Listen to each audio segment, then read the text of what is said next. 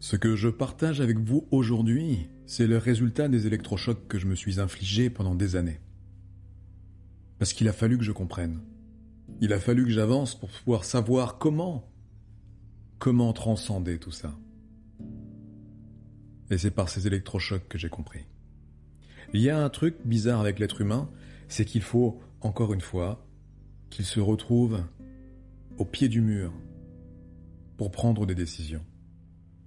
Moi, ce que j'aimerais que vous compreniez, c'est que vous n'êtes pas obligé d'être au pied du mur pour prendre ces décisions. Même si bien souvent c'est ce qui se passe, quoi qu'on fasse, quoi qu'on dise. Mais vous avez la possibilité de déclencher ce que vous voulez faire pour vous-même avant de vous retrouver au pied du mur. Même si le pied du mur est une révélation.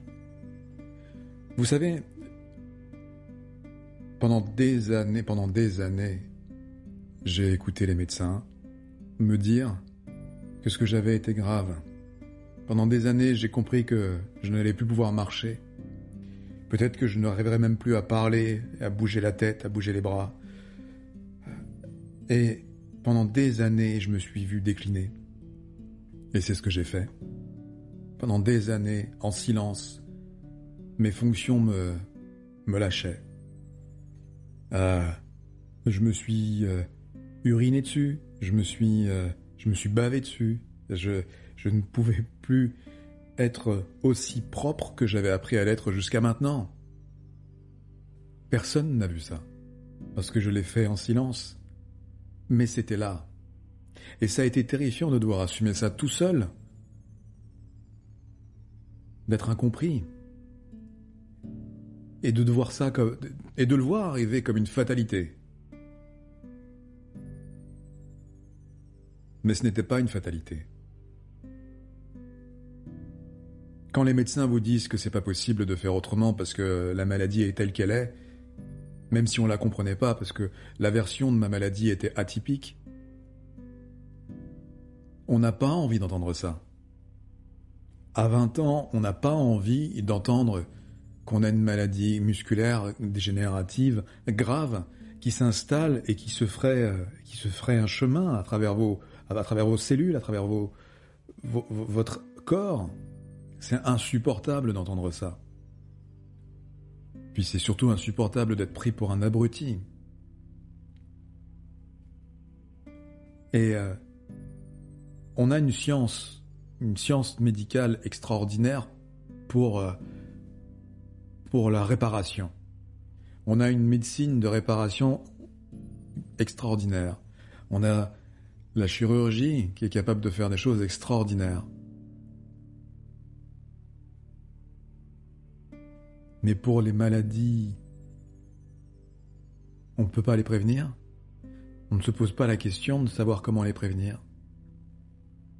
Alors qu'il suffirait de revoir un petit peu nos hygiènes de vie, revoir tout ce qu'on a appris. Nous gaver de médicaments, ce n'est pas une solution, c'est pas la solution miracle. Il n'y a pas de solution miracle. Celui qui vous racontera que sous prétexte de traitement, vous allez guérir, c'est pas une solution miracle. Il n'y a pas de règle à part la règle de chacun.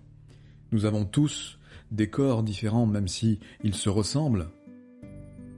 Mais nous avons tous des terrains différents. Et un protocole précis appliqué à l'un n'est pas forcément valable dans son entièreté à l'autre. Alors donc, toutes ces normes et tous ces codes sur lesquels nous nous reposons n'ont pas de sens. Par contre, il y a des lois universelles qui, elles, sont utiles. Et sont intéressantes à réfléchir. Par exemple, imaginez que la galaxie soit l'être humain. Imaginez que la planète Terre en soit une cellule. Vous savez que nous sommes composés de milliards de cellules et de milliards de bactéries, de milliards d'autres choses encore, probablement qu'on ne sait pas. Et nous sommes donc composés de milliards d'organismes vivants. Quand je dis organismes vivants, il y a autant les parasites que les bactéries, que certains microbes, que nos cellules, qui sont vivantes elles aussi. Et nos cellules, elles imprègnent tout ce que nous faisons au cours de notre vie. Elle s'imprègne de nos réactions, de nos émotions, de ce qu'on apprend à faire, de ce qu'on visualise, de ce qu'on voit, de ce qu'on touche dans la matérialité, et même de ce qu'on éprouve, simplement. Et c'est comme ça. Vos cellules tirent de l'énergie et ont besoin de votre énergie pour grandir et grossir, ou prospérer, tout simplement. Et c'est elle qui vous suggère d'être ce que vous avez l'habitude d'être par moment.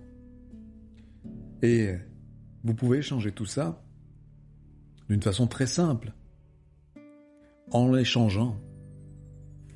En changeant les choses. Je m'explique. Arrêtez de donner une alimentation biaisée à vos cellules et elles arrêteront d'en réclamer. Regardez le cancer, par exemple. Le cancer, c'est une prolifération massive due à un développement anarchique des cellules. Probablement à cause d'un dérèglement immunitaire. Revenez à notre planète. C'est à peu près la même chose, ce que nous faisons nous sur notre planète. L'homme, l'être humain, tel qu'il a décidé de se multiplier, prolifère d'une manière anarchique sur cette petite cellule. Qu'il saccage véritablement. Qu'il l'abîme. Tout ça au profit de lui-même pour exister, prospérer et se multiplier. Faut pas laisser faire les choses comme ça sous prétexte que un parasite se multiplie ou un microbe se... Oui. Si vous voulez préserver la cellule, il faut qu'il y ait un équilibre. Faut pas saccager les choses telles que nous le faisons aussi sur le plan terrestre.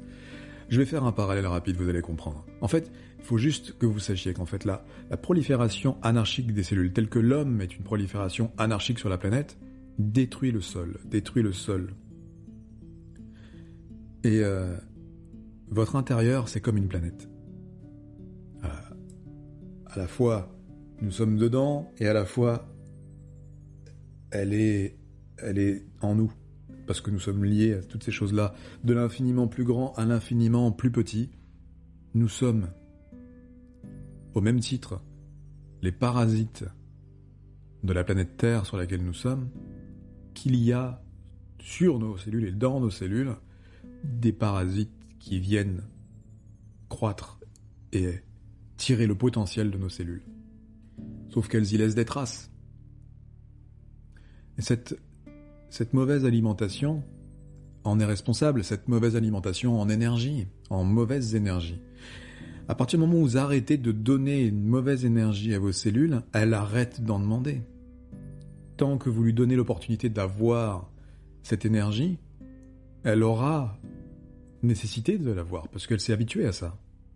Et c'est ce qui vous a maintenu en vie jusqu'ici.